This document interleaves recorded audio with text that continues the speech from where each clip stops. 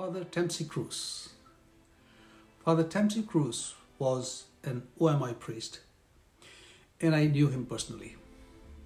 He was a great priest, and today is his 25th death anniversary, and I want to remember him and tribute him for his great services that he rendered in the Diocese of Multan and generally to the church in Pakistan.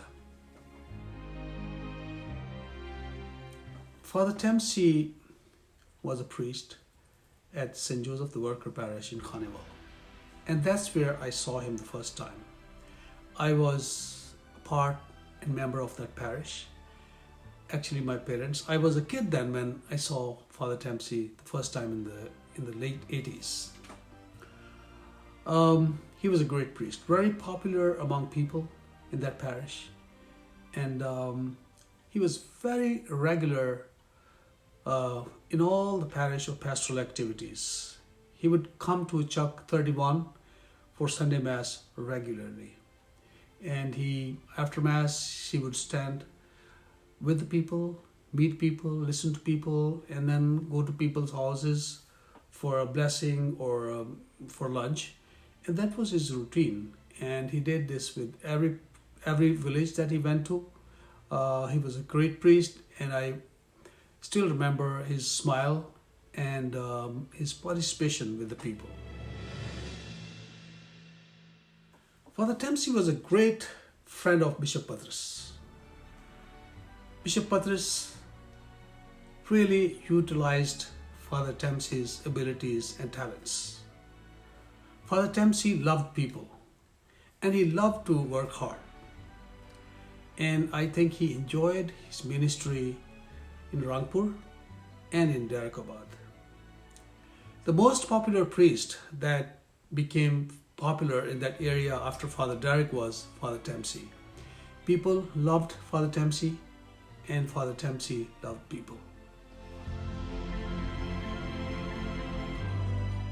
One day, we asked Fr.Tamsey that what is the secret of your success as a priest? And he said, to be in contact with God and with your community. That's why every Monday he would make sure that he visits his community in Multan. He would spend a night with his community, and then on Monday morning he would visit Bishop's house. He would spend time with Bishop Patrice and other diocesan priests, and that's where he got his energy. He enjoyed meeting people, the diocesan clergy, the religious, the sisters, the brothers. He saw everyone on Monday, and I think he used to re-energize himself upon his visit on Mondays in the diocese. So that was his secret of success. Fr.Tamsey wanted that Darakabad must grow.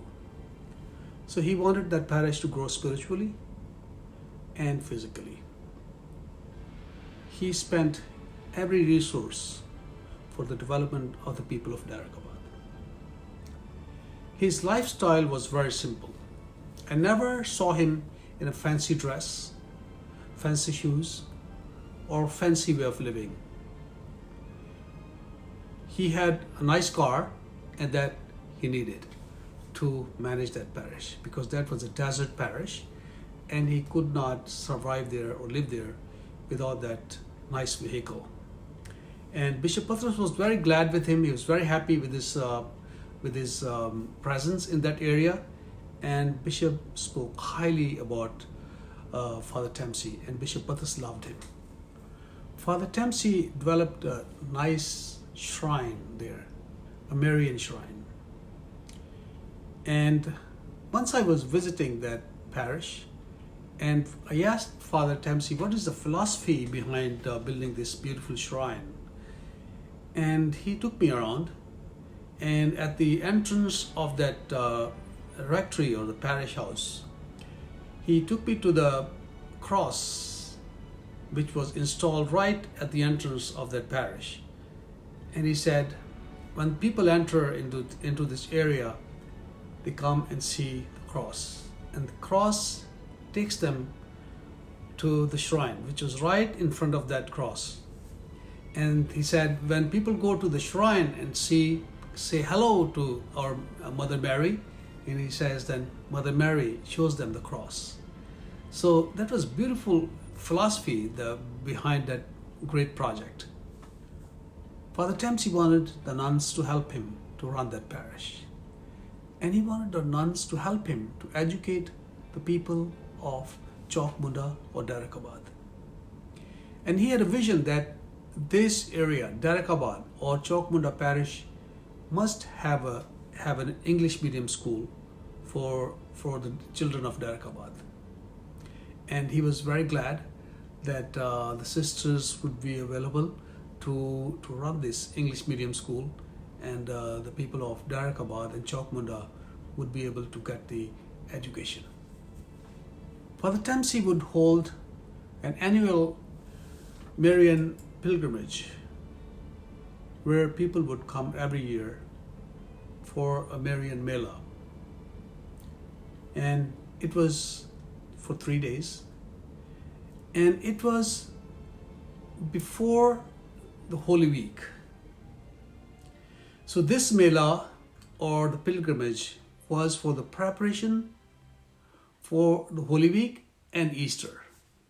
So the people who participated in that Mela or in the Marian pilgrimage, they prepared for the Holy Week, and all the readings and the lectures and the homilies and the sermons were in connection with the Holy Week.